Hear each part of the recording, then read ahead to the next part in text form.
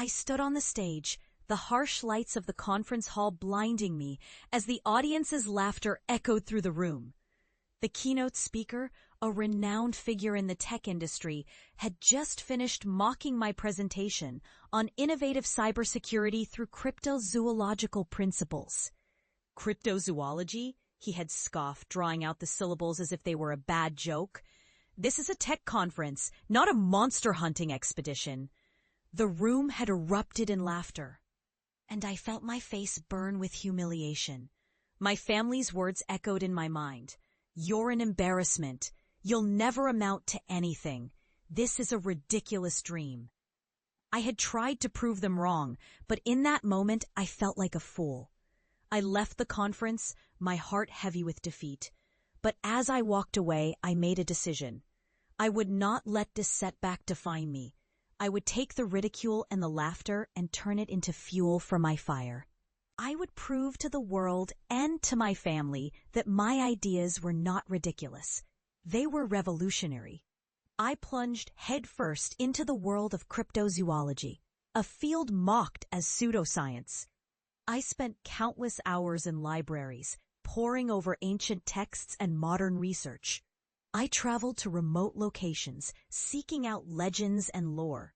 And slowly, painstakingly, I began to see the parallels, the patterns in nature that mirrored the complexities of digital cryptography. The ancient codes hidden in myths and folktales that could be applied to modern cybersecurity. It was a lonely journey. I was ridiculed, dismissed, and ignored. But I persisted, driven by an unyielding resolve to prove my worth. I worked tirelessly, honing my ideas, refining my theories. And slowly, I began to see results. I developed algorithms based on the migration patterns of birds, encryption methods inspired by the camouflage techniques of animals. I created a cybersecurity system that was not just innovative, but revolutionary. Years passed, and I became a name in the industry. My company, CryptoGuard, was at the forefront of cybersecurity, protecting some of the world's most sensitive data. I was invited to speak at conferences, not as a laughingstock, but as a visionary. I was interviewed by the press, my ideas praised, and my work celebrated. And then, one day, I decided it was time to go home.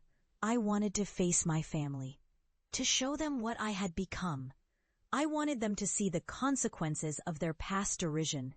I arrived at my childhood home, the place where I had been told I would never amount to anything. My family was shocked to see me, their eyes wide with disbelief. They had heard the rumors, of course, but they had never believed them. Not really. I invited them to my office, a state-of-the-art facility filled with the latest technology.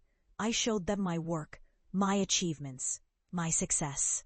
I told them about the companies I had protected, the lives I had saved.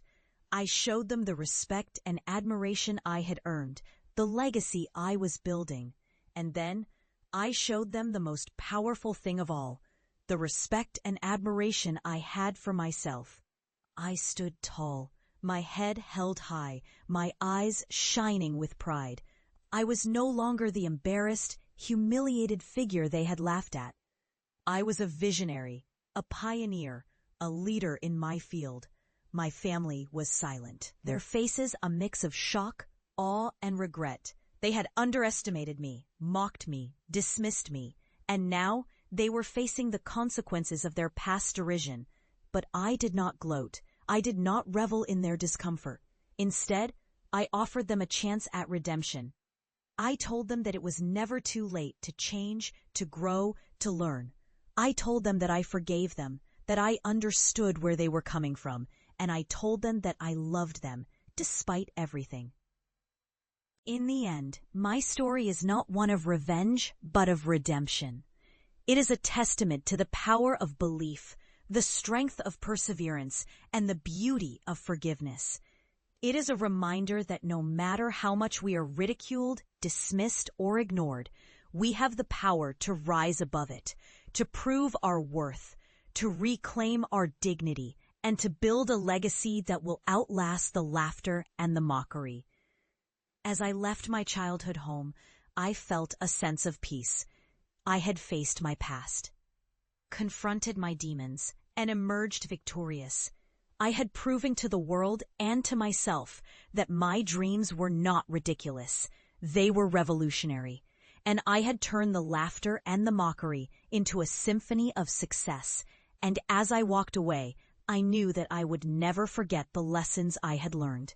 The power of belief, the strength of perseverance, and the beauty of forgiveness. They were the keys to my success, the foundations of my legacy. And they would guide me always on my journey towards greatness.